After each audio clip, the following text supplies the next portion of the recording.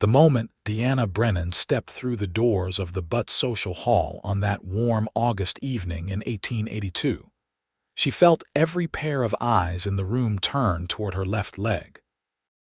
The fiddle music seemed to falter for just a heartbeat, and the laughter died down to whispers that cut deeper than any blade ever could. She had known this would happen, had steeled herself for it all afternoon while her mother helped her into the pale blue dress that had taken 3 months of careful sewing to complete. But knowing and experiencing were two entirely different creatures. Her limp, the result of a childhood illness that had ravaged half of Butte when she was only 7 years old, marked each step she took with an uneven rhythm that announced her presence before her face ever could. She held her head high anyway, because Brennan had never been one to shrink from a challenge, even when that challenge was simply existing in a world that seemed to measure a woman's worth by how gracefully she could glide across a dance floor. The social hall itself was decorated with paper lanterns that cast a warm, golden glow across the rough wooden walls, and someone had gone to the trouble of hanging wildflowers from the rafters in bunches that swayed gently with each movement of the crowd below. The women of Butte had outdone themselves, transforming the utilitarian space into something almost magical, a place where copper miners and their families could forget for a few hours about the dangerous work that defined their lives. Tables lined the perimeter of the room, laden with pies and cakes and jugs of lemonade, while the center had been cleared for dancing. Already several couples were spinning across the floor, the women's skirts billowing like flowers in a windstorm. Deanna made her way to the far corner where her best friend Margaret stood with a cluster of other young women, all of them dressed in their finest and hoping to catch the eye of one of the eligible bachelors who lined the opposite wall like soldiers awaiting orders. Margaret reached out and squeezed Deanna's hand as she approached, a small gesture of solidarity that meant everything in that moment. "You look beautiful," Margaret whispered, her brown eyes fierce with loyalty. "That dress is perfect on you." "Thank you," Deanna replied, managing a smile that felt more genuine than she had expected. "Your mother did wonders with those ribbons." The other women in their circle offered polite nods and murmured greetings, but Deanna could see the pity in their expressions, the subtle way they angled their bodies to exclude her from the intimate huddle they had formed. She had grown accustomed to this treatment over the years, this careful dance of social acceptance that always kept her at arm's length. They would be kind to her face, would include her in conversations about weather and recipes and the latest gossip from Virginia City, but they would never truly see her as one of them. She was the girl with the limp, the one who would likely never marry, the object of charitable thoughts and whispered "thank goodness that is not me" prayers. The evening progressed as Deanna had anticipated. Young men approached their corner with regularity, their hair slicked back and their boots polished to a shine, but their eyes always slid past Deanna as if she were part of the wallpaper. Margaret was asked to dance 3 times in the first hour, her cheeks flushing with pleasure as she was spun around the floor by partners who held her with varying degrees of competence. One by one, the other women in their group were claimed for dances, until Deanna stood alone in the corner, her hands folded primly in front of her, and her smile fixed in place like a mask she could not remove. She told herself it did not matter, that she had not come here expecting to dance anyway. Her mother had encouraged her to attend, insisting that Deanna could not hide away forever, that she deserved to enjoy the same social gatherings as any other young woman in Butte.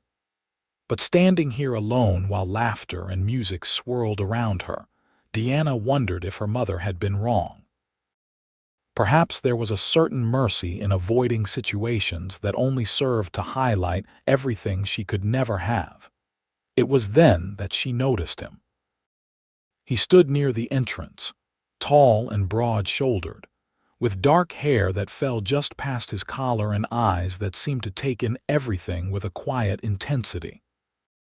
Unlike the other men who had arrived in groups, joking and jostling each other with the easy camaraderie of longtime friends, this man stood alone. He wore simple clothing, dark trousers and a shirt that had seen better days, but there was something about the way he carried himself that commanded attention. He moved with the fluid grace of someone completely comfortable in his own skin, and when his gaze swept across the room, Deanna felt her breath catch as those eyes landed on her and held. For a long moment, they simply looked at each other across the crowded hall. Deanna felt heat rise to her cheeks, certain he must be staring at her for the same reasons everyone else did, cataloging her imperfections and finding her lacking. She prepared herself for the inevitable look of pity or discomfort that would cross his features before he turned away to find someone more suitable to occupy his attention. But the look never came. Instead, the man began walking toward her with purposeful strides that parted the crowd like a river flowing around stones. Deanna's heart hammered against her ribs as he drew closer, and she became acutely aware of how alone she was in her corner, how exposed and vulnerable she must appear. Part of her wanted to flee, to escape through the side door before he could reach her and deliver whatever cutting remark or false kindness he had prepared. He stopped directly in front of her, so close she could see the flecks of gold in his brown eyes and smell the clean scent of soap that clung to his skin. Up close, he was even more striking than she had realized, with strong features that looked as if they had been carved from the same granite that formed the mountains surrounding Butte. There was a scar that ran along his jaw, a thin white line that only added to his rugged appearance. "Excuse me, miss," he said, his voice a low rumble that seemed to resonate in Deanna's chest. "Would you do me the honor of this dance?" Diana stared at him, convinced she must have misheard. The fiddle was playing a lively reel, and couples were spinning past them with abandon, their laughter rising above the music. Surely he could not be asking her, not when there were so many other women who would jump at the chance to dance with someone who looked like he did. "I am sorry," she said carefully, her voice barely audible over the noise around them. "Did you just ask me to dance?" A smile tugged at the corner of his mouth, transforming his serious expression into something warm and genuine. "I did. If you are willing, that is. I noticed you standing here alone, and I thought perhaps you might enjoy a dance." The words were kind, but Diana felt a familiar sting of humiliation rise in her throat. So it was pity after all, just dressed up in prettier packaging than she was used to. This stranger had seen her standing pathetically by herself and had decided to perform his good deed for the evening by offering charity to the crippled girl in the corner. "That is very kind of you," Deanna said, her voice cool and formal, "but I do not dance. Thank you for the offer." She tried to turn away, to escape before the tears that were threatening could spill over and complete her humiliation, but his hand caught her arm gently. The touch was light, respectful, and she could have easily pulled away, but something made her pause. "Please," he said, and there was something in his voice that made her look up at him again. "I am not being kind, I am being selfish. I have been standing over there for the past 20 minutes trying to work up the courage to ask the prettiest woman in this room to dance with me, and I would be mighty disappointed if she turned me down because she thought I was offering charity." Deanna searched his face for any sign of mockery or deception, but found only earnest sincerity looking back at her. "You cannot mean that," she whispered. "Why not?" he asked, his head tilting slightly to one side. "Do you think I am in the habit of lying to women I have just met? No, I just—" Deanna hesitated, then gestured vaguely toward her left leg. I cannot dance properly. I have a limp. Surely you noticed. I noticed you have a slight unevenness to your gait, he acknowledged without flinching away from the topic. I also noticed you have the most remarkable eyes I have ever seen, that your smile looks like it wants to break free but you are holding it back, and that you carry yourself with more dignity than half the people in this room combined. Now, are you going to let one leg that does not work quite right keep you from enjoying an evening of dancing? Or are you going to trust me when I say I can adapt to any rhythm you set? Something in Diana's chest cracked open at his words, a fissure in the protective wall she had built around her heart over years of rejection and disappointment. She looked into his eyes and saw no pity there, no false charity or uncomfortable obligation. She saw only genuine interest and a challenge that made something brave and reckless stir inside her. I do not even know your name, she said, but her hand was already rising to meet his. Thomas Dalton, he replied, his smile widening as his fingers closed around hers. And you are? Diana Brennan. Well, Miss Brennan, it is a pleasure to make your acquaintance. Now shall we show these people how dancing is really done? Before Diana could formulate a response, Thomas was leading her onto the dance floor, his hand warm and solid in hers. The fiddle music seemed to swell around them as they took their positions, and Diana was suddenly, painfully aware of every eye in the room turning to watch. She could feel the weight of their stares, could practically hear the whispered questions and shocked exclamations that must be rippling through the crowd. The poor crippled girl was actually going to attempt to dance, and with a stranger no less. This would provide gossip for weeks. Look at me, Thomas said softly, drawing her attention back to his face. Not at them, just me. Diana met his gaze and felt the rest of the room fade away. His hand settled on her waist, warm through the fabric of her dress, while his other hand held hers with a gentle firmness that somehow made her feel both secure and cherished.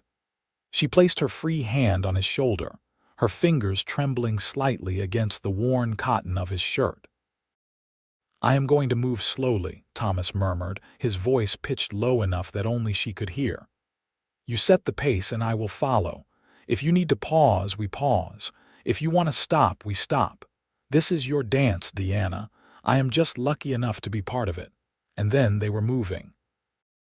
Thomas guided her through the steps with a patience and skill that took Diana's breath away. He did not try to force her into the rapid spins and intricate footwork that the other couples were executing. Instead, he created a dance that was entirely their own, a slower, more deliberate movement that accommodated her limp without ever making her feel like she was holding him back. When her left leg dragged slightly, threatening to throw off her balance, his hand tightened on her waist, steadying her without drawing attention to the stumble. When she needed to put more weight on her right side, he shifted with her, adjusting his own stance to support her more fully. It was the most incredible thing Diana had ever experienced. For the first time in her life, she was dancing, truly dancing, moving across the floor in the arms of a man who looked at her like she was something precious. The music swelled around them, the fiddle joined by a guitar and someone's harmonica, creating a melody that seemed to pulse in time with her heartbeat. Thomas never took his eyes from her face, his expression one of such focused attention that Diana felt like she was the only person in the entire world who mattered to him in that moment. You are a natural, Thomas said as they completed a gentle turn.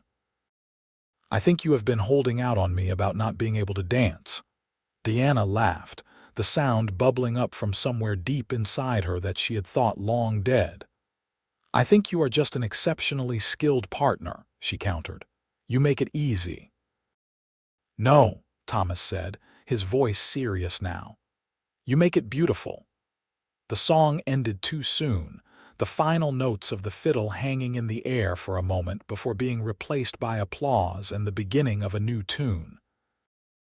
Deanna expected Thomas to release her, to offer a polite thank you before moving on to find a partner who could keep up with the faster tempo that was starting.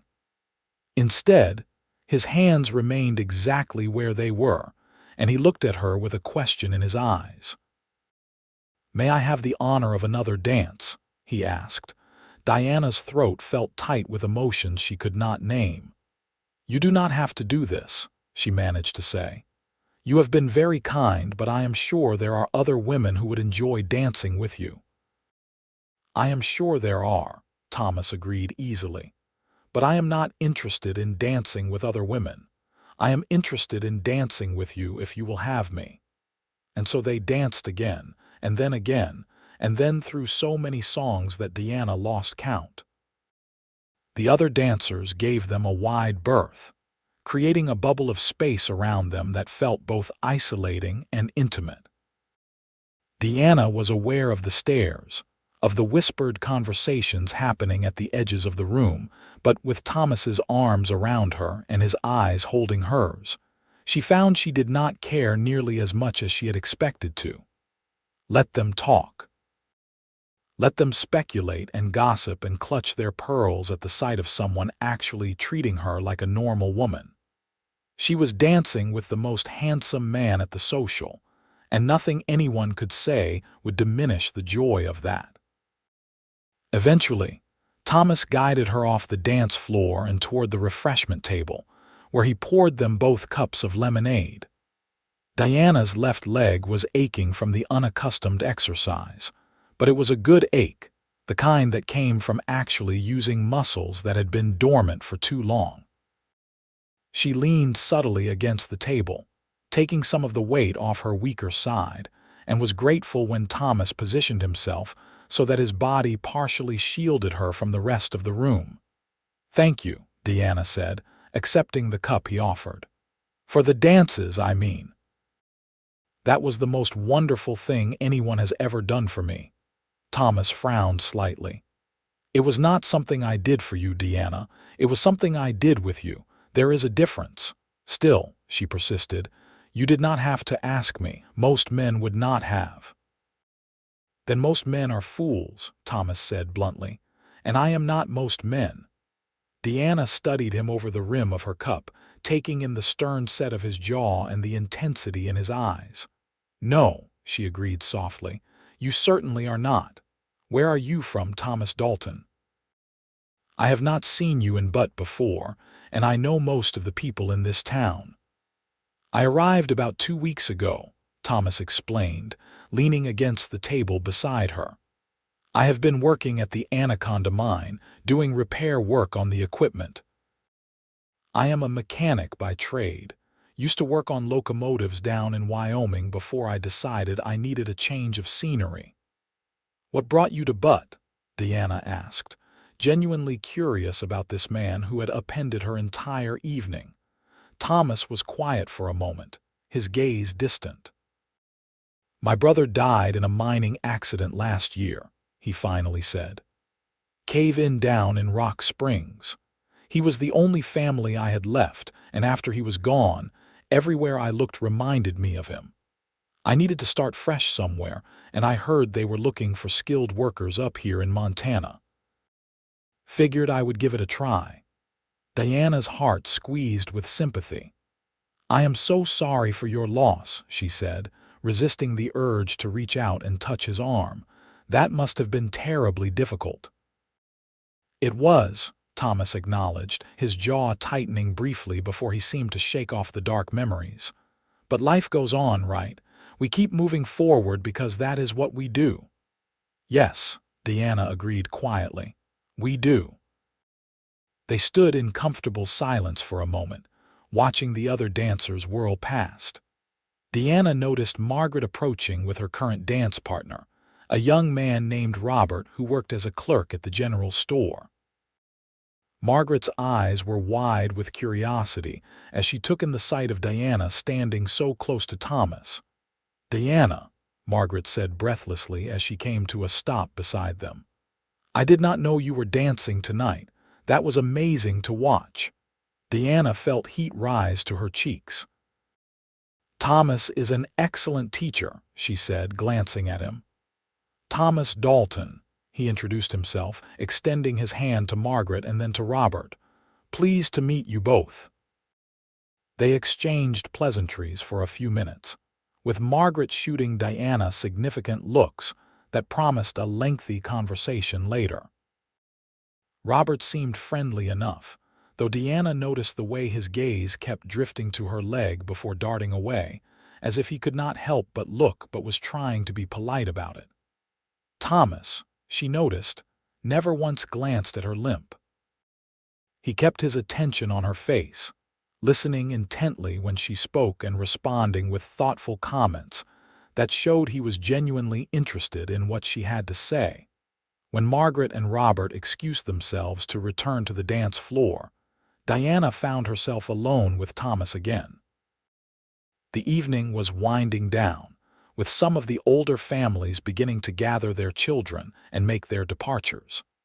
Diana knew her mother would be looking for her soon, ready to head home after what had undoubtedly been an exhausting evening of socializing with the other women of Butte. I should probably find my mother, Deanna said reluctantly. It is getting late and we have a bit of a walk back to our house. Where do you live? Thomas asked. Perhaps I could escort you both home. It is not safe for women to be walking alone after dark, even in a town as civilized as Butte tries to be. Deanna hesitated, torn between the desire to spend more time with Thomas and the fear that she was reading too much into his kindness. We live on the east side of town, near the Presbyterian church. It is not far, but I do not want to impose on you. It would not be an imposition, Thomas assured her. It would give me peace of mind to know you arrived home safely. In the end, Deanna agreed, mostly because she could not bear the thought of saying goodbye to Thomas just yet.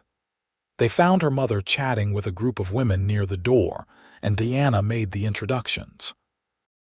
Catherine Brennan was a practical woman who had been hardened by years of raising a daughter alone after Deanna's father had died in a mining accident when Deanna was just a baby. She regarded Thomas with a critical eye, taking in his worn clothing and work-roughened hands, but Deanna could see the moment her mother recognized the genuine respect in Thomas's demeanor. It is very kind of you to offer to walk us home, Mr. Dalton, Catherine said carefully. Deanna, go fetch your shawl while I finish saying goodbye to Mrs. Henderson. The walk through Butte streets was pleasant despite the late hour. The summer air had cooled to a comfortable temperature, and the sky above was scattered with more stars than Deanna had ever seen before. Thomas walked between the two women, moderating his longer stride to match their slower pace. Catherine peppered him with questions about his background and intentions in Butte, and Deanna was impressed by how patiently he answered each inquiry, never seeming put out by her mother's protective interrogation. When they reached the small house that Deanna and her mother shared, Catherine invited Thomas in for coffee, but he politely declined, saying he had already imposed enough on their evening and did not want to overstay his welcome. Deanna felt a stab of disappointment, but understood his reasoning. It would not do to give the neighbors something else to gossip about. Thank you again for the dances, Deanna said as they stood on the front porch, her mother having already gone inside to light the lamps. I will never forget tonight. Thomas took her hand, holding it gently in his much larger one. May I call on you? He asked. I would very much like to see you again if you would permit it. Diana's heart soared. I would like that very much, she managed to say, hoping he could not hear the tremor in her voice. How about tomorrow afternoon? Thomas suggested. I have the day off from the mine. Perhaps we could take a walk or sit and talk for a while, whatever you would prefer. A walk would be lovely, Deanna said, though privately she wondered how long she would be able to manage before her leg gave out. Still, She would endure any amount of pain for the chance to spend more time with Thomas. 3 o'clock, Thomas asked. 3 o'clock, Deanna confirmed. Thomas lifted her hand to his lips, pressing a gentle kiss to her knuckles that sent shivers racing up Deanna's arm. Until tomorrow, then. Sleep well, Deanna Brennan. Good night, Thomas Dalton. Deanna watched as he walked away, his figure gradually disappearing into the shadows until she could no longer make out his form. Only then did she allow herself to float inside, where her mother was waiting with a knowing smile and 2 cups of tea. "He seems like a good man," Catherine said without preamble. "Rough around the edges but solid. I liked the way he looked at you." Deanna sank onto the worn sofa, still feeling like she was floating somewhere above her own body. "How did he look at me?" she asked, though she thought she might already know the answer. "Like you were something precious," her mother replied. "Like you mattered. That is not something you see very often, especially not these days." They talked late into the night, Diana recounting every detail of the evening while her mother listened and occasionally offered commentary. By the time Diana finally made it to her small bedroom, the sky outside her window was beginning to lighten with the first hints of dawn. She lay in bed, staring up at the ceiling, and replayed every moment she had spent with Thomas, from that first instant when his eyes had found hers across the crowded hall to the gentle kiss he had pressed to her hand before leaving. For the first time in longer than she could remember, Diana allowed herself to hope. Maybe, just maybe, there was someone in this world who could see past her limp to the woman beneath. Maybe she did not have to resign herself to a life lived on the margins, watching from the shadows while other women found love and happiness. Maybe, against all odds and expectations, Deanna Brennan deserved those things too. Sleep finally claimed her just as the sun was rising over the mountains, and she dreamed of dancing in the arms of a dark-haired cowboy who looked at her like she hung the moon and stars. Deanna woke late the next morning to find her mother had already left for her job cleaning houses for the wealthier families on the west side of town. A note on the kitchen table informed Diana that there was fresh bread in the pantry and that she should eat something substantial before Thomas arrived. Diana smiled at her mother's practical concern, even as her stomach twisted with nerves at the thought of seeing Thomas again. What if last night had been a fluke? What if he woke up this morning and regretted his impulsive invitation? What if he simply did not show up, leaving Diana to wait on the porch like a fool while the neighbors whispered about the crippled girl who had dared to think a man like that could be interested in her? Deanna pushed the negative thoughts away with effort, forcing herself to eat the bread her mother had left, and then spending far too long trying to decide what to wear. She finally settled on a simple green dress that brought out the color of her eyes, then spent another age trying to tame her dark hair into something presentable. By the time 3 o'clock approached, Diana was pacing the small front room, alternating between excitement and dread. Thomas arrived exactly on time, looking freshly scrubbed and wearing clothes that, while still simple, were clearly his best. He carried a small bunch of wildflowers that he presented to Deanna with a shy smile that made him look younger and somehow more vulnerable. "I picked these on the way over," he said. "Thought you might like them." Deanna accepted the flowers, her fingers brushing against his as she took them. "They are beautiful," she said honestly. "Let me just put them in water and then we can go." They set off walking with no particular destination in mind, meandering through the streets of Butte while they talked about everything and nothing. Thomas told her more about his work at the mine, describing the massive steam engines he was responsible for maintaining, and the satisfaction he got from solving mechanical problems that had stumped others. Deanna, in turn, told him about her life in Butte, about the small sewing and mending business she ran from home to help supplement her mother's income, and about the books she loved to read in the evenings. "What kind of books?" Thomas asked, seeming genuinely interested. "Oh, all kinds," Deanna said, feeling her enthusiasm grow as she spoke about one of her favorite subjects. "Novels, mostly. Charles Dickens, the Bronte sisters, anything I can get my hands on, really. There is a lending library run by the church, and the woman who manages it is kind enough to save interesting titles for me." "I have always admired people who love to read," Thomas said. "I never had much schooling myself, just what my mother could teach me before she passed when I was 10. But my brother, he was always reading something. Used to read passages aloud to me in the evenings after work." There was a wistfulness in Thomas's voice that made Deanna want to reach out and comfort him, but she sensed he would not appreciate being coddled. "Instead," she said, "if you would like, I could lend you some of my books, or read to you if you would prefer.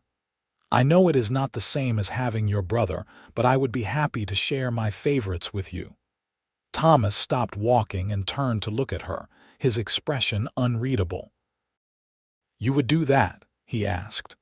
"Of course," Deanna said, confused by his reaction. "Why would I not? Most women of my acquaintance would not offer to spend their time reading to a rough worker like me," Thomas said slowly. "They would consider it beneath them or worry about what people would say." Deanna felt a flash of anger on his behalf. "Then they are foolish," she said firmly. "You are worth 10 of most of the so-called gentlemen in this town, Thomas Dalton. Any woman who cannot see that does not deserve your attention." A slow smile spread across Thomas's face, transforming his serious features into something warm and wonderful. "You are remarkable, Deanna Brennan," he said. "Has anyone ever told you that?" "Not until I met you," Deanna admitted. "Most people just see the limp and decide they know everything else they need to know about me." Thomas reached out and took her hand, threading his fingers through hers in a gesture that felt both bold and natural. "Then most people are blind," he said. "The limp is just one small part of who you are, Deanna. It does not define you any more than my calloused hands define me." They continued walking, hands joined, while the afternoon sun beat down on them and the sounds of Butte's busy streets filled the air around them. Deanna's leg was beginning to ache, but she did not want to admit it and risk cutting their time together short. Thomas, however, seemed to sense her discomfort without being told. "Let's find somewhere to sit," he suggested, gesturing toward a small park area that had been created around a natural spring. "I have been wanting to hear more about these books you love so much, and I think better when I am not moving." They settled on a bench beneath a cottonwood tree, positioned so they had a view of the spring and the mountains beyond. Diana told Thomas about her favorite stories, painting pictures with her words of far-off places and dramatic romances. He listened with rapt attention, occasionally asking questions that showed he was not only hearing her words but truly absorbing them. Time seemed to slip away from them, and Diana was shocked when she realized the sun was beginning to sink toward the horizon. Thomas walked her home, moving slowly and stopping frequently to point out interesting sights or continue their conversation. When they reached her porch, he asked if he could call on her again the following week, and Deanna agreed so quickly that she almost interrupted his question. This pattern continued over the following weeks. Thomas would come by whenever he had time off from the mine, and they would walk and talk for hours. Sometimes Deanna's mother would invite him in for supper, and Thomas would charm Catherine with his courteous manners and obvious affection for Deanna. Other times, Thomas would bring picnic supplies and they would venture slightly outside of town to find a peaceful spot where they could be alone together, away from the prying eyes and gossiping tongues of Butte's residents. Deanna felt herself falling in love with Thomas more deeply with each passing day. He was kind and patient, strong yet gentle, and he made her feel like the most important person in the world whenever they were together. He never rushed her when her leg was bothering her, never made her feel like her limitations were a burden he had to bear. Instead, he adapted to her needs so seamlessly that Diana sometimes forgot she was any different from other women. One evening in early October, as they sat on her front porch watching the stars emerge, Thomas turned to Diana with a serious expression that made her heart skip a beat. "Diana," he said, taking both of her hands in his, "I need to tell you something, and I need you to listen all the way through before you respond." "Can you do that for me?" Diana nodded, suddenly nervous about what he might say. "I came to Butte to escape my past and start fresh," Thomas began, his thumbs rubbing gentle circles on the backs of her hands. "I was not looking for anything beyond a job and a place to sleep at night. I certainly was not looking for love. But then I walked into that social hall 2 months ago and saw you standing in that corner, looking so beautiful and so alone, and something inside me just knew. I knew that you were going to change everything, that my life would never be the same after that night." Deanna's breath caught in her throat, but she remained silent, remembering his request that she let him finish. "These past 2 months have been the best of my entire life," Thomas continued, his voice rough with emotion. "Every moment I spend with you makes me want more moments. Every conversation leaves me hungry for the next one. You are smart and funny and brave and beautiful, and I cannot imagine going through another day without knowing you are part of my life." He paused, taking a deep breath, and Deanna felt her heart hammering so hard she was certain he must be able to hear it. "I know I do not have much to offer," Thomas said. "I am just a mechanic who works with his hands and gets dirty for a living. I do not have a fancy house or a lot of money saved up. But what I do have is a heart that belongs completely to you, Deanna Brennan, and a promise that I will spend every day of my life trying to make you happy if you will let me." Thomas slid off the bench and onto one knee, pulling a simple gold band from his pocket. "Will you marry me, Deanna? Will you take a chance on a rough cowboy who cannot believe his luck that a woman like you would even look twice at him?" Deanna felt tears streaming down her face, but these were happy tears, joyful tears, tears of disbelief that this moment was actually happening. "Yes," she managed to choke out. "Yes, Thomas, of course I will marry you." Thomas's face lit up with pure joy as he slipped the ring onto her finger. It was a little too large, but Deanna did not care.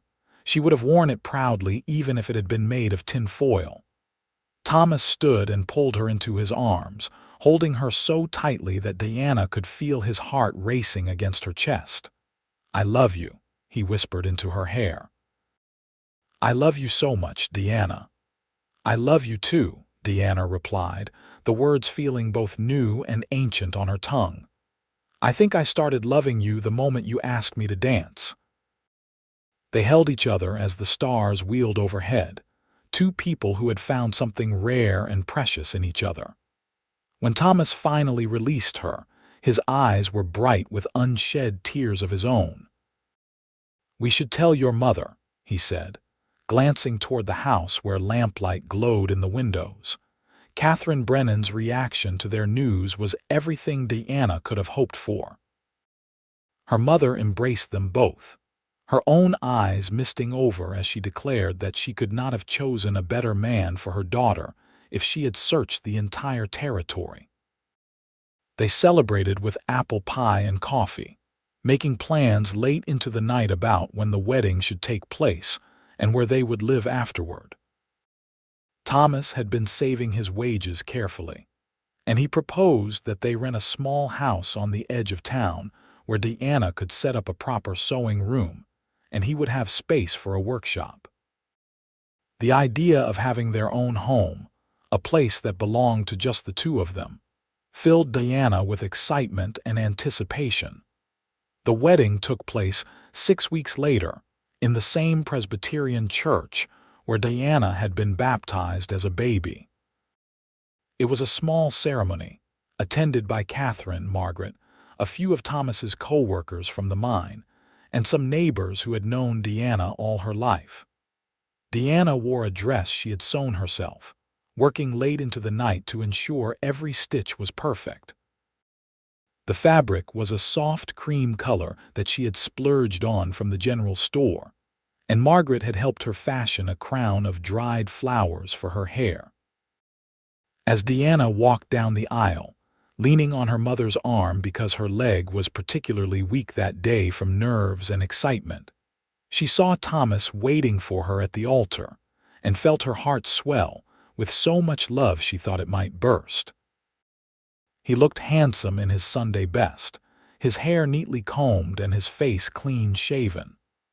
But it was the expression in his eyes that took her breath away, the look of absolute adoration and reverence that told her more clearly than any words could that she was cherished. The ceremony itself passed in a blur. Diana spoke her vows in a voice that shook with emotion, promising to love and honor Thomas for all the days of her life.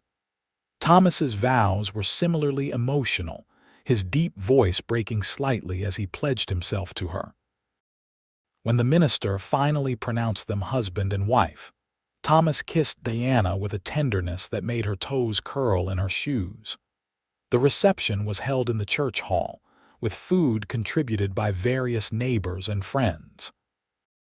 There was fiddle music and dancing, and this time when Thomas led Diana onto the floor, she did so as his wife, wearing his ring on her finger and his name as her own. They danced together while their guests clapped and cheered, and Diana thought she had never been happier in her entire life.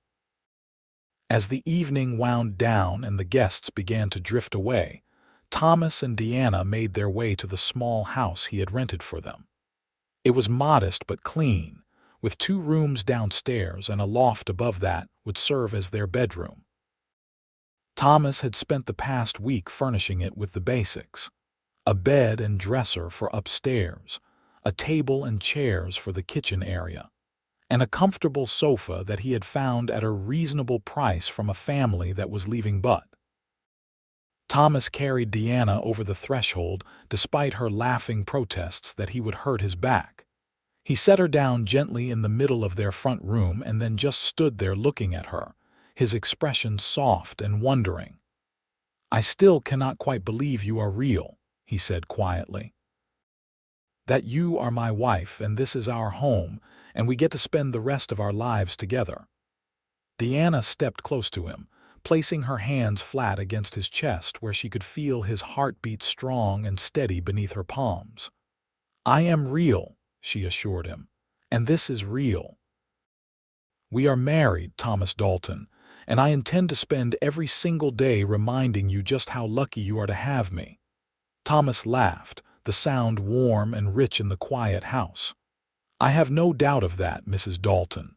He sobered slightly, his hands coming up to cup her face gently. "Are you tired? Has your leg been bothering you? I know today was a lot of standing and walking."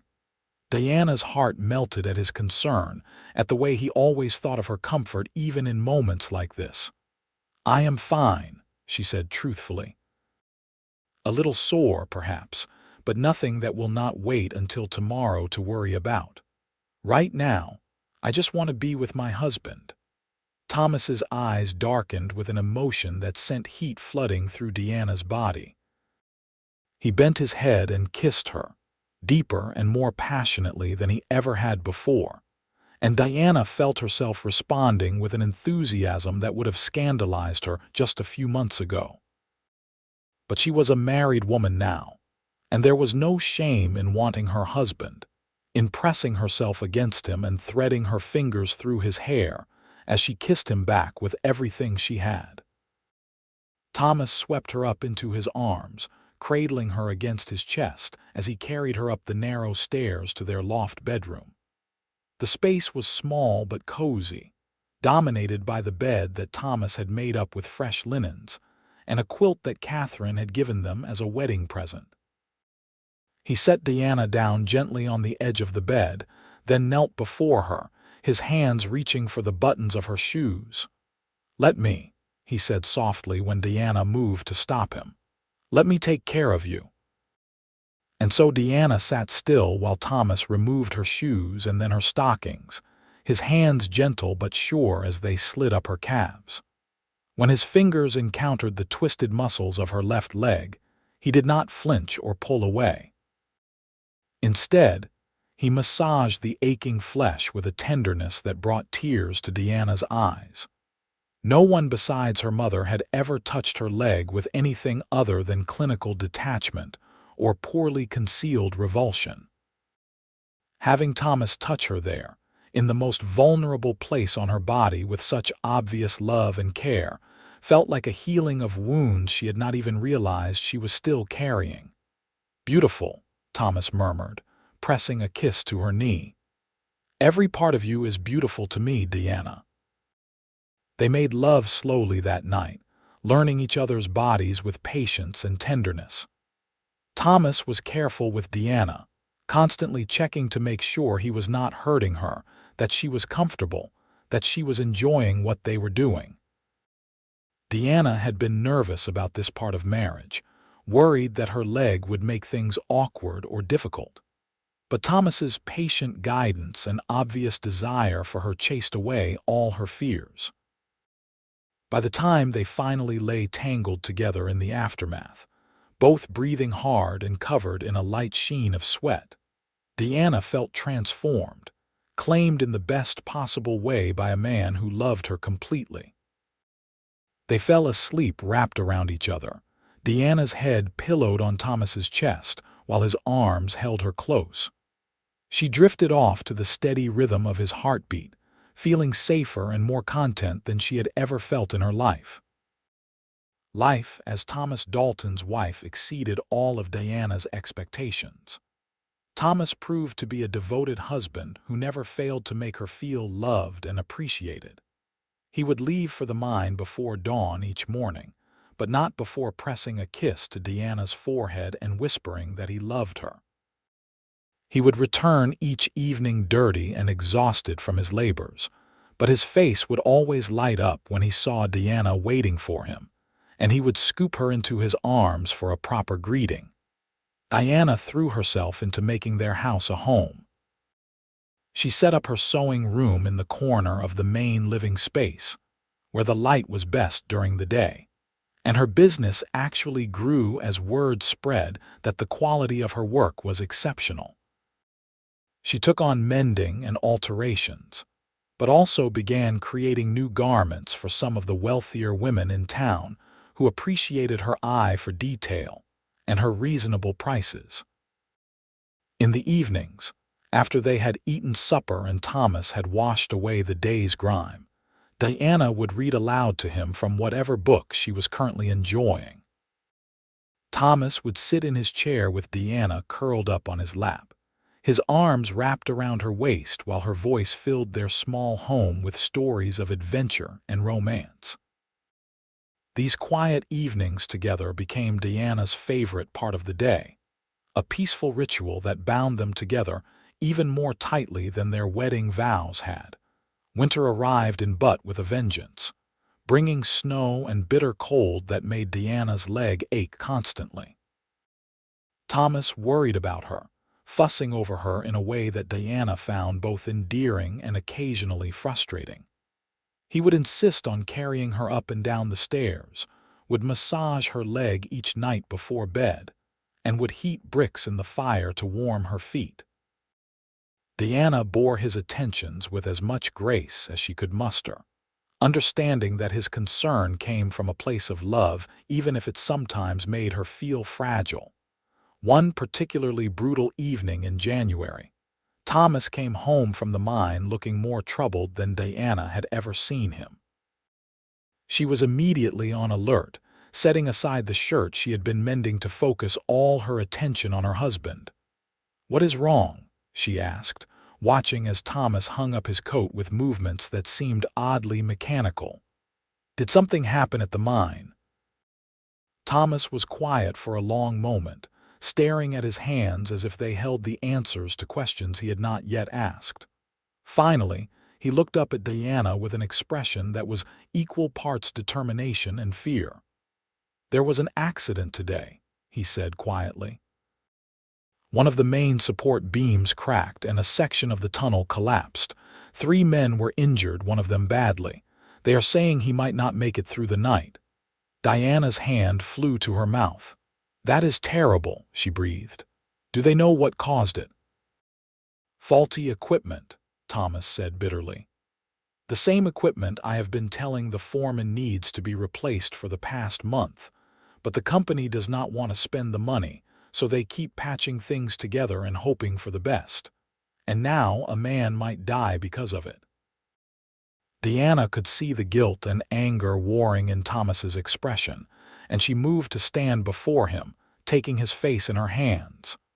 "This is not your fault," she said firmly. "You told them what needed to be done. If they chose not to listen, that is on them, not you." "I should have pushed harder," Thomas insisted. "Should have refused to let them keep using faulty equipment. But I was worried about losing my job, about not being able to provide for you, and so I stayed quiet even though I knew it was dangerous." "Thomas Dalton, you listened to me," Diana said, her voice steel wrapped in velvet. "You did what you could. You reported the problem to the people who had the power to fix it. The fact that they ignored you does not make you responsible for what happened.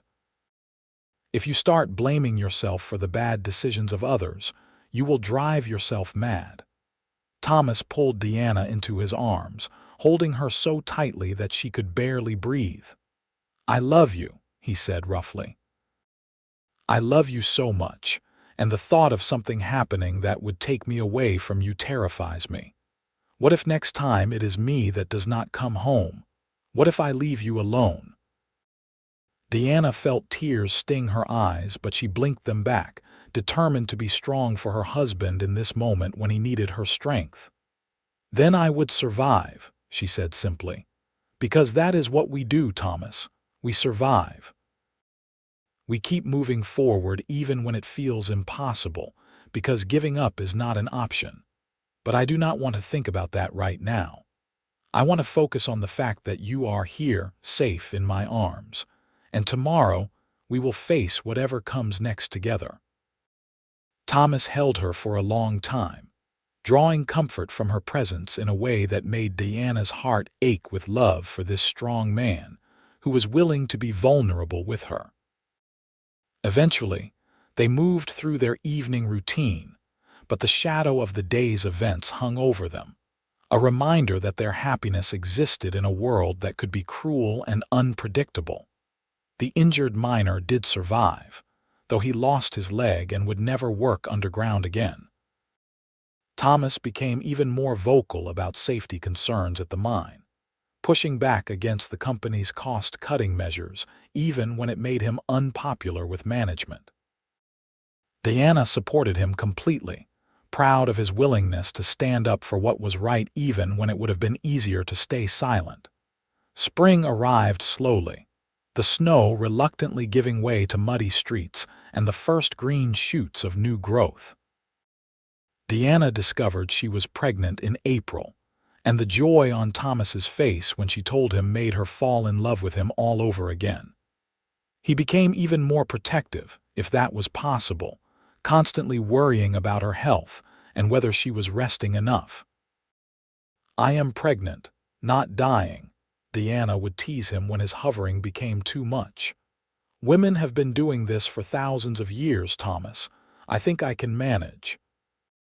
But secretly, Diana loved his concern, loved the way his hand would drift to her still flat stomach when he thought she was not paying attention, loved the dreams he would share with her late at night about the family they were building together. They spent hours discussing names, decorating the corner of their bedroom that would become the baby's space, and making plans for the future. Diana's pregnancy progressed smoothly, despite her concerns about how her leg might affect things. Her doctor, an older man who had practiced medicine in Butte for decades, assured her that her leg would have no bearing on her ability to carry a child or give birth. Still, Deanna worried, afraid that her body would fail her in this most fundamental way. Thomas was endlessly patient with her fears, holding her when she cried and reassuring her that everything would be fine.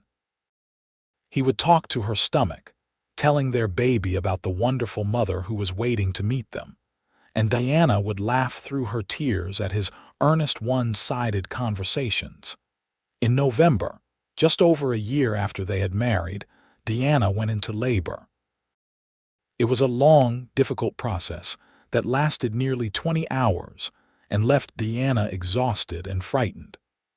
Thomas stayed by her side the entire time, holding her hand and wiping the sweat from her face while the midwife worked efficiently to guide their child into the world. When their son finally emerged, howling his displeasure at being forced from his warm cocoon, Diana felt something shift inside her, a love so fierce and overwhelming that it took her breath away. Thomas cradled his son with shaking hands, tears streaming unashamedly down his face as he stared at the tiny bundle. "He is perfect," Thomas whispered in awe. "Deanna, he is absolutely perfect." They named him James after Thomas's brother, and he became the center of their world. Deanna had worried that caring for a baby might be difficult with her leg, but she adapted quickly, learning to sit while she nursed and finding creative solutions to the challenges that arose.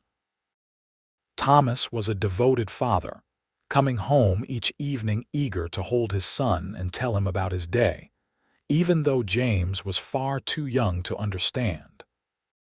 Life settled into a new rhythm, one that revolved around James's needs and the endless cycle of feedings, changings, and precious moments when he would focus his dark eyes on his parents' faces and gift them with a toothless smile.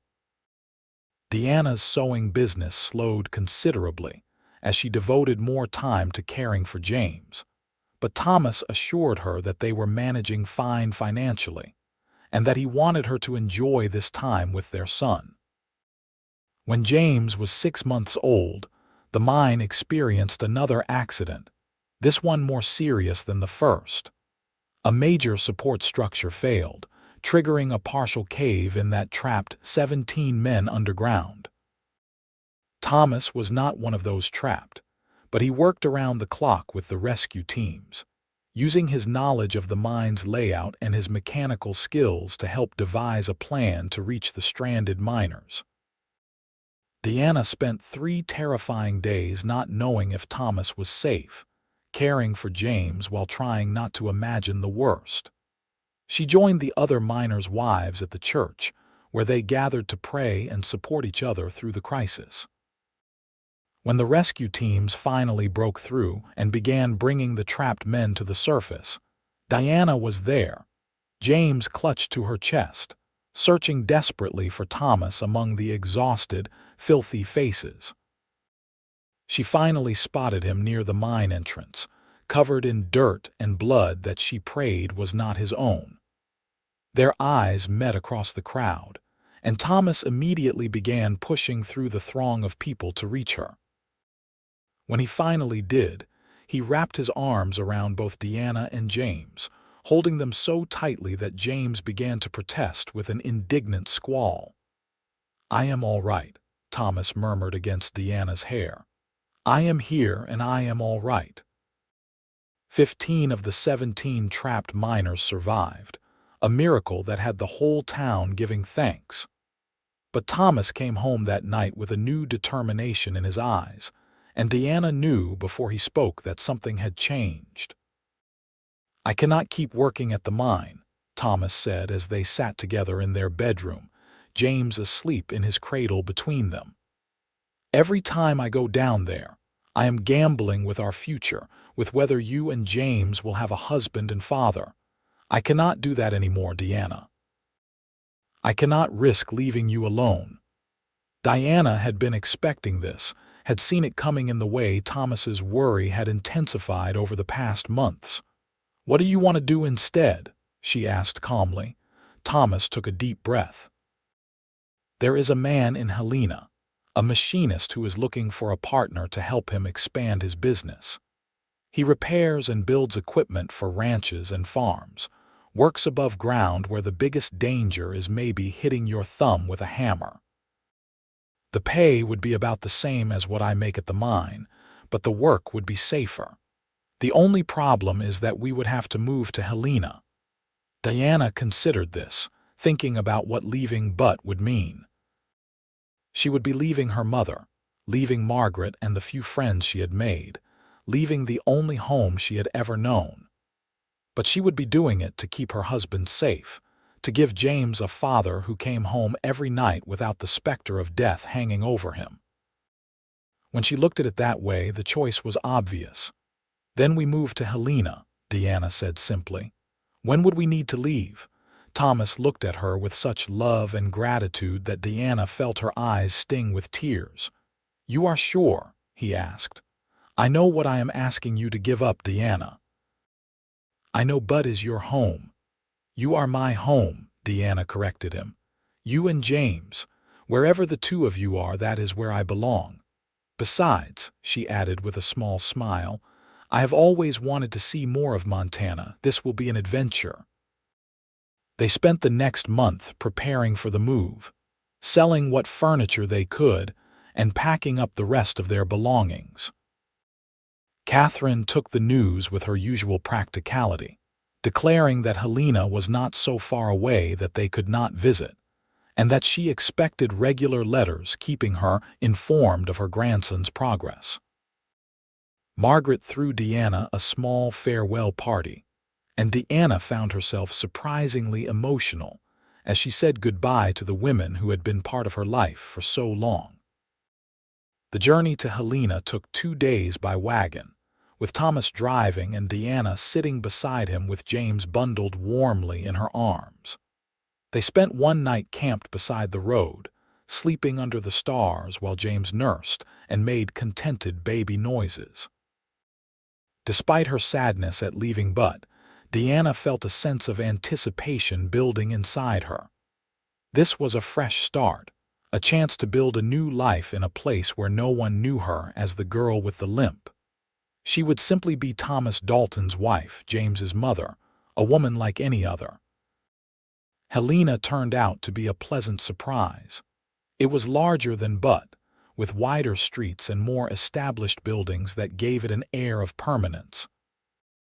The machinist shop that would be Thomas's new workplace was located on the edge of town, with a small but well-maintained house attached that came with Thomas's partnership in the business. The house had 3 rooms downstairs and 2 up, far more space than they had enjoyed in Butte, and Diana immediately began imagining how she would arrange everything. Thomas's new business partner, a jovial man named Samuel with a thick beard and an infectious laugh, helped them unload their wagon and get settled. His wife, Ruth, brought over a pot of stew and fresh bread, staying to chat with Diana while the men carried furniture inside. Ruth was warm and welcoming, with 4 children of her own ranging from toddler to teenager, and she immediately offered to help Diana get acquainted with Helena and introduce her to the other women in town. Life in Helena proved to be everything Diana had hoped for and more. Thomas thrived in his new work, coming home each evening energized rather than exhausted, eager to tell Diana about the projects he was working on. The business was successful enough that within 6 months, Thomas was able to hire an apprentice, a young man named Charlie who reminded Diana a bit of Thomas when she had first met him, quiet and serious but with kind eyes. Diana restarted her sewing business, this time with a dedicated room in their house that she could use as a proper workspace. Ruth spread the word about Diana's skills, and soon she had more work than she could handle, forcing her to be selective about which projects she took on. She made friends among the women of Helena, finding herself welcomed into their circles in a way she never quite had been in Butte. Her limp was noticed, of course, but it seemed to matter less here, where she was known first as Thomas's capable wife and talented seamstress rather than as the poor, crippled girl. James grew into a lively toddler with his father's dark hair and his mother's green eyes. He was clever and curious, constantly getting into mischief and keeping Deanna on her toes. Thomas adored his son, spending every free moment playing with him and teaching him about the world. Deanna would watch them together, her heart full to bursting with love for these two people who meant everything to her. When James was 2, Deanna discovered she was pregnant again. This pregnancy was easier than her first, perhaps because she knew what to expect and was not as frightened. Thomas was thrilled at the prospect of another child, though he joked that he hoped this one would sleep better than James had as a baby. Their daughter was born on a crisp autumn morning, her arrival much quicker and less dramatic than her brother's had been. They named her Caroline, and she was a calm, contented baby who seemed perfectly happy to observe the world with solemn dark eyes. James was fascinated by his baby sister, constantly wanting to help care for her and becoming indignant when Deanna insisted he was too young to hold Caroline without supervision. The years passed in a blur of happiness and hard work. Thomas's business continued to grow, eventually expanding to include a second shop on the other side of Helena. Diana's reputation as a seamstress spread throughout the territory, and she began receiving commissions from as far away as Missoula. They saved their money carefully, planning for their children's futures and for the day when Thomas might be able to retire from physical labor. James grew into a bright, energetic boy who loved helping his father in the workshop, showing an early aptitude for mechanical work that made Thomas swell with pride. Caroline was quieter, more thoughtful, but she had Deanna's creative spirit and would spend hours drawing and helping her mother with simpler sewing projects. Diana's mother visited several times over the years, staying for weeks at a time and delighting in her grandchildren. Catherine had aged considerably, the hard years of work finally catching up with her, but she was still sharp as a tack and did not hesitate to offer her opinions on how Deanna was raising the children. Deanna bore her mother's advice with good humor, secure in the knowledge that Catherine's criticism came from a place of love. Margaret also visited once, bringing her own husband and 2 children for a week-long stay that was chaotic and wonderful. The 2 women stayed up late reminiscing about their youth in Butte, laughing over shared memories and marveling at how much their lives had changed. Margaret confessed that she had never expected Deanna to end up being the one with the perfect marriage and the thriving household, and Deanna had laughed and reminded her friend that she had Thomas to thank for that. When James was 8 and Caroline was 6, Thomas surprised Deanna by taking the family on a trip to Yellowstone, which had recently become the nation's first national park. They spent a week exploring the geysers and hot springs, camping under the stars and creating memories that Deanna knew would last a lifetime. James was fascinated by the geological formations, asking endless questions about how they worked, while Caroline was more interested in the wildlife they spotted. Deanna's leg made some of the hiking difficult, but Thomas was patient, and they found ways to see the sights that did not require too much walking. On their last night in Yellowstone, as they sat around the campfire with the children asleep in the tent behind them, Thomas took Deanna's hand and looked at her with an expression that took her back to that night on her porch when he had proposed. "You remember the night we met?"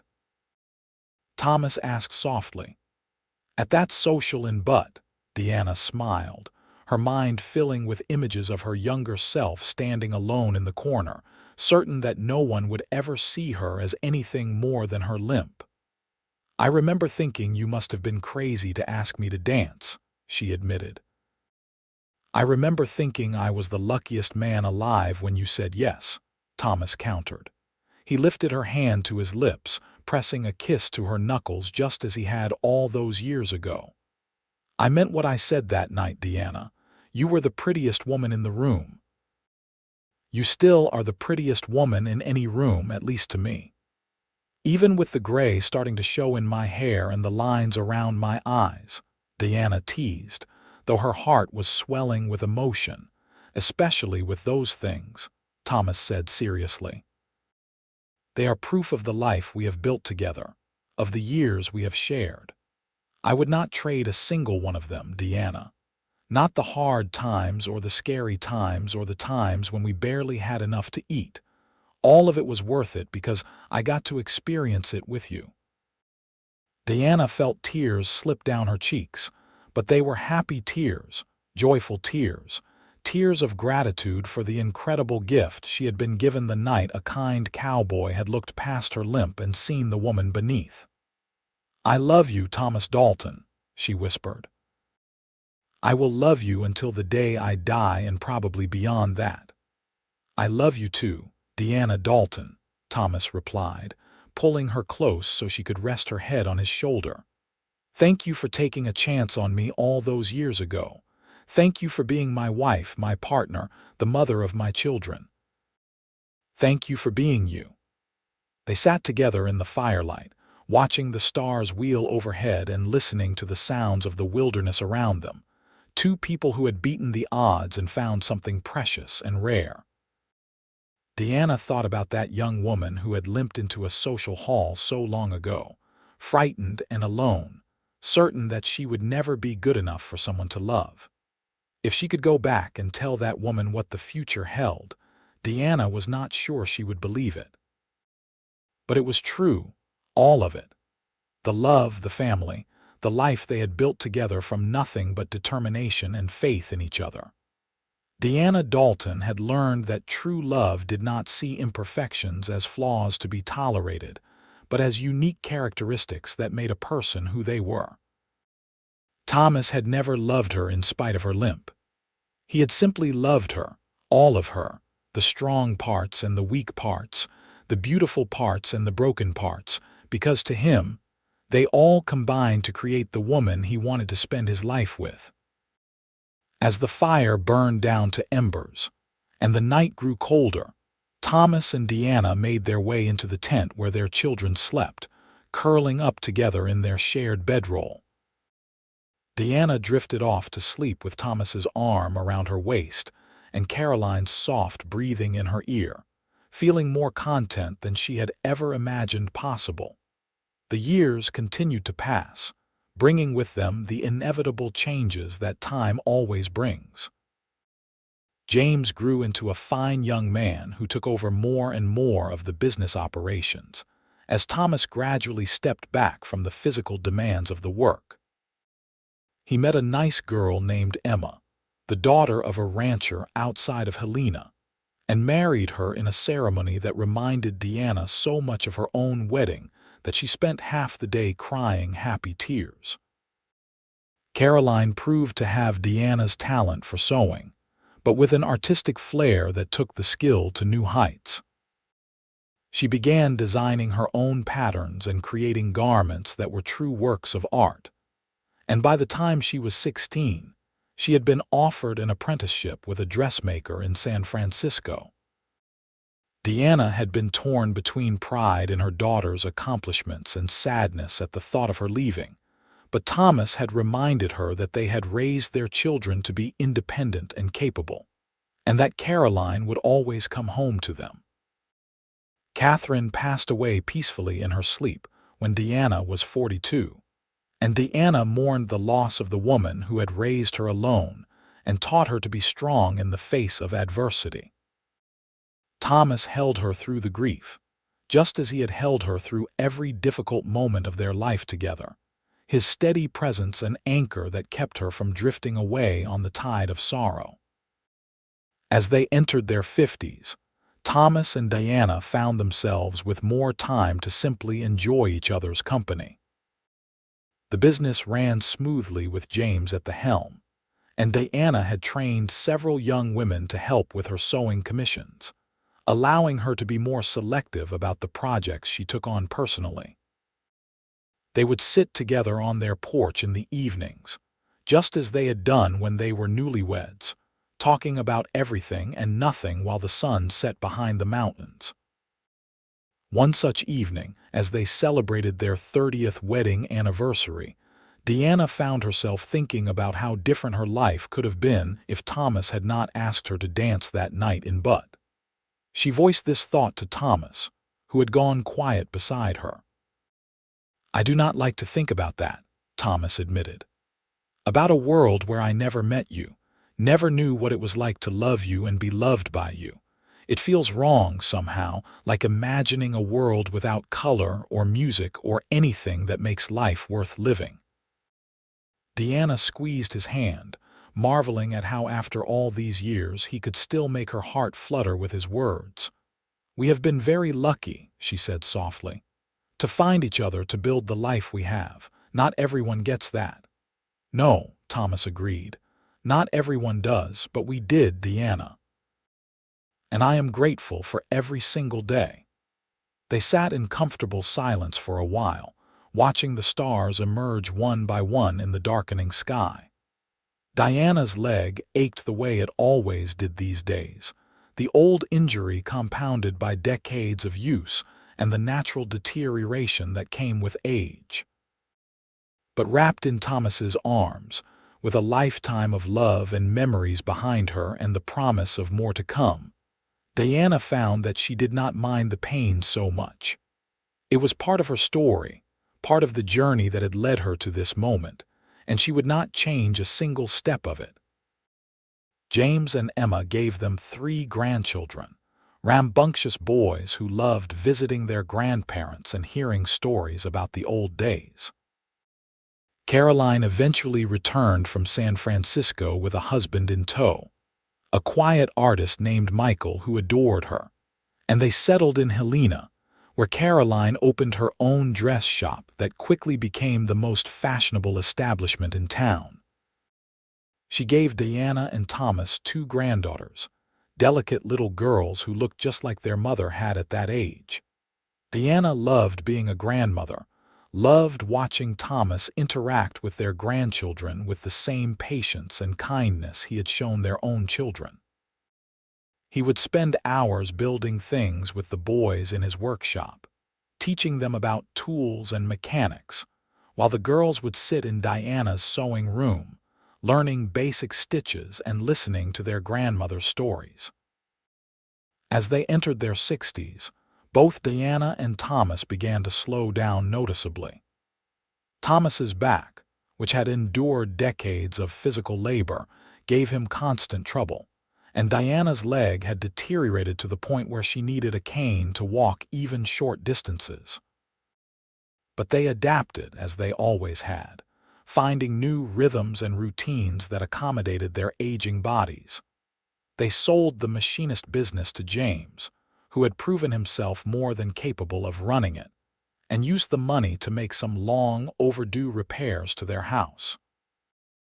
Thomas built Diana a sunroom off the back of the house, a bright, cheerful space filled with windows where she could sew and look out at the garden Thomas maintained with help from their grandchildren. Their children and grandchildren were frequent visitors, filling the house with noise and laughter, and the kind of chaotic joy that only a large family could bring. Diana would cook enormous meals with Caroline and Emma's help, while Thomas and James and Michael would sit on the porch discussing business and politics. The grandsons would chase each other through the yard, while the granddaughters would help set the table and steal cookies from the kitchen when they thought no one was looking. These family gatherings became the highlight of Diana and Thomas's lives, the moments they looked forward to most. They would stand together watching their family, marveling at everything they had created together, all the love and life that had sprung from one chance meeting at a social so many years ago. One winter evening, as they sat by the fire with blankets wrapped around their shoulders, Thomas turned to Diana with a serious expression that immediately caught her attention. "I have been thinking," he said slowly, "about the future, about what happens when one of us is gone." Diana felt her stomach clench, even though she knew this was a conversation they needed to have.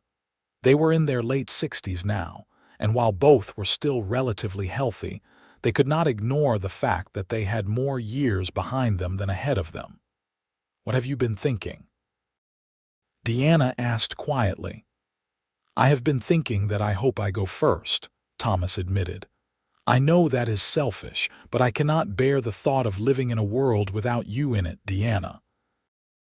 These past 40 years have been the best of my life, and I do not want to face a single day without you by my side." Diana felt tears sting her eyes. "I feel the same way," she confessed. "But one of us will have to, Thomas. One of us will have to learn to live without the other. That is the price we pay for loving someone this much." Thomas pulled her closer, his arms still strong despite his age. "Then we make a promise," he said firmly. "Whoever is left behind, they do not give up. They keep living, keep being part of our children's and grandchildren's lives, keep honoring the love we share by refusing to let grief destroy them. Can you promise me that, Diana? If I am the one who goes first, can you promise me you will keep living?" Diana thought about this, about what it would mean to continue without Thomas, without his steady presence and unwavering love. The thought was almost unbearable, but she understood what he was asking of her. He wanted to know that their family would be taken care of, that she would not disappear into grief and leave their children and grandchildren without the love and support they deserved. "I promise," Diana said, her voice steady despite her tears. "And you must promise me the same thing. No matter who goes first, the one left behind keeps living, keeps loving, keeps being present for our family." "I promise," Thomas said solemnly, sealing the vow with a kiss that tasted of salt and sorrow and love that transcended the fear of mortality. As it turned out, they had more years together than either of them had dared to hope. They celebrated their 50th wedding anniversary surrounded by their entire family, a joyous occasion that filled their house to bursting and left Diana exhausted but glowing with happiness. By then, they had 8 grandchildren ranging from toddlers to teenagers, and the newest generation was already beginning with James and Emma expecting their first grandchild. Diana and Thomas became great-grandparents 3 times over the following years, and each new baby felt like a miracle, a continuation of the love story they had started all those decades ago. Diana would hold these tiny lives in her arms and think about how none of them would exist if a young cowboy had not had the courage to ask a limping girl to dance, and the wonder of it never ceased to amaze her. They made it to their 55th anniversary before Thomas's heart finally gave out. It happened quickly, peacefully, on a warm spring morning while he was working in the garden. Diana had been in her sunroom sewing when she heard him call her name, and by the time she made her way outside, he was gone, a peaceful expression on his face as he lay among the roses he had planted for her so many years ago. The grief was overwhelming, a tidal wave that threatened to pull Diana under and never let her surface. She clung to the promise she had made, forcing herself to get out of bed each morning even when all she wanted to do was curl up and will herself to follow Thomas wherever he had gone. Her children surrounded her with love and support, moving her into James and Emma's house where they could keep a closer eye on her and make sure she was eating and taking care of herself. Slowly, painfully, Diana learned to live without Thomas by her side. It was the hardest thing she had ever done, harder even than enduring the years of rejection and isolation, before Thomas had come into her life. But she kept her promise, showing up for family dinners and helping with the grandchildren and great-grandchildren, finding small moments of joy in the continuation of the life she and Thomas had built together. She would sit in James and Emma's garden, in the same spot where Thomas had died, and talk to him as if he were still there. She would tell him about the grandchildren's accomplishments, about Caroline's thriving business, about the great-grandchildren who would never know him but carried his legacy in their smiles and their kindness. And sometimes, when the light hit just right or the wind rustled the roses in a particular way, Diana could almost feel Thomas there with her, his presence a comforting warmth that assured her she was not truly alone. Diana lived for another 5 years after Thomas's death, surrounded by the love of her family and secure in the knowledge that she had kept her promise to him. She saw 2 more great-grandchildren born, watched Caroline's youngest daughter get married, and celebrated James's retirement from the business he had built into something even more successful than Thomas had ever dreamed. On a quiet evening in late autumn, as the leaves were turning gold and the air carried the first hint of approaching winter, Diana Dalton passed away peacefully in her sleep. She was 83 years old, and she died dreaming of a social hall in Butte, Montana, where a handsome cowboy was asking her to dance, and her whole future was spreading out before her like a promise waiting to be fulfilled. They buried her next to Thomas in the Helena Cemetery, beneath a headstone that reads simply beloved wife, mother, grandmother, and great-grandmother. At the funeral, James stood before the gathered crowd of family and friends and told the story of how his parents had met, of a young woman with a limp who had been shamed at a social, until a cowboy had the courage to ask her to dance first. He spoke of the love that had grown from that moment, a love so strong and true that it had created ripples that spread out through generations, touching countless lives with its warmth and light. Caroline added her own memories, telling stories of her mother's kindness and creativity, of the way Diana had taught her that true beauty came from within, and that physical imperfections were just unique characteristics that made each person special. The grandchildren and great-grandchildren shared their memories too, creating a tapestry of love and remembrance that celebrated a life well lived. As the sun set over the Montana mountains, casting the cemetery in shades of gold and orange, the family gathered around Diana's grave one last time. Emma, who had been married to James for nearly 60 years and had loved Diana as much as her own mother, placed a bouquet of wildflowers on the fresh earth, the same kind of flowers Thomas had brought Diana on their first official outing together. "Thank you," Emma whispered, speaking for all of them. "Thank you for showing us what real love looks like. Thank you for being brave enough to take a chance on that cowboy all those years ago. Thank you for building a family that will carry your legacy forward for generations to come." And somewhere, in a place beyond the reach of mortal understanding, Diana and Thomas danced together once more, young and whole and deeply in love, spinning through eternity to music only they could hear. The limp that had defined so much of Diana's mortal life was gone, but the strength and resilience it had taught her remained, woven into the very fabric of who she was. And Thomas held her close, looking at her with the same expression he had worn that first night in Butte, the look that said she was everything he had ever wanted and more than he had ever hoped to find. Their love story, which had begun with one simple invitation to dance, had become something far greater than either of them could have imagined.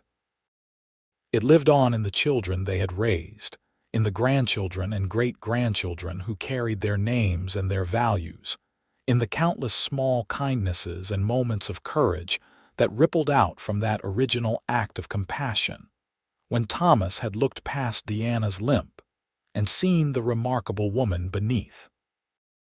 And so the story ended not with death, but with love triumphant, with a family bound together by bonds forged in the fires of adversity, and strengthened by generations of commitment and care.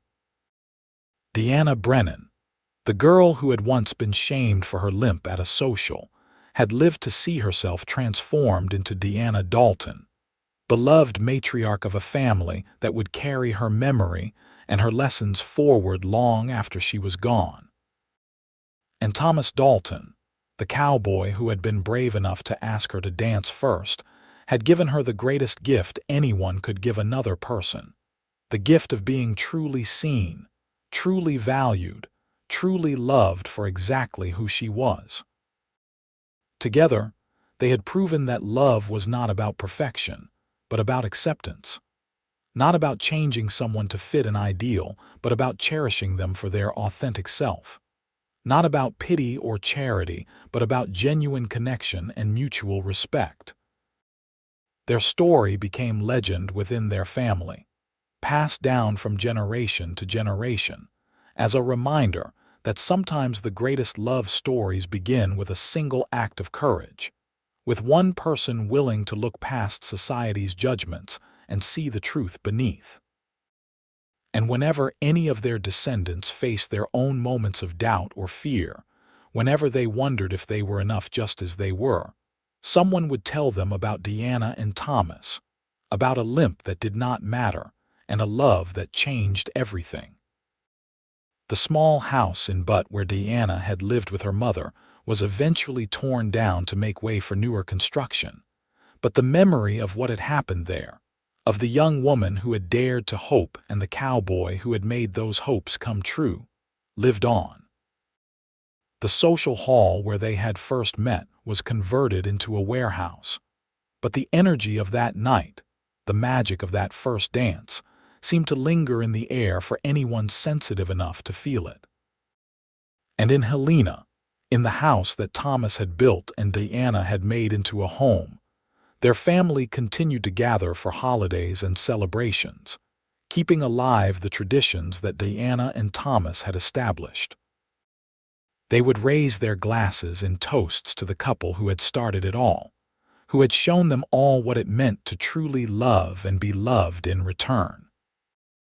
The grandchildren grew up and had children of their own, and those children had children, spreading the family tree wider and wider until Deanna and Thomas's descendants numbered in the dozens. But no matter how large the family grew, no matter how many generations removed they became from that original couple, the story remained the same, told and retold until it took on the quality of myth. There once was a young woman with a limp who went to a social in Butte, Montana, in the year 1882. She was shamed for her imperfection, relegated to the shadows while others danced and laughed and lived. But then a cowboy named Thomas Dalton saw her, truly saw her, and had the courage to ask her to dance first. From that single moment of bravery and compassion, from that refusal to let society's judgments dictate his actions, grew a love story that spanned decades and touched countless lives. And that, their descendants would say with pride, was how it all began. With a limp that did not matter, a cowboy who saw beyond it, and a dance that changed everything.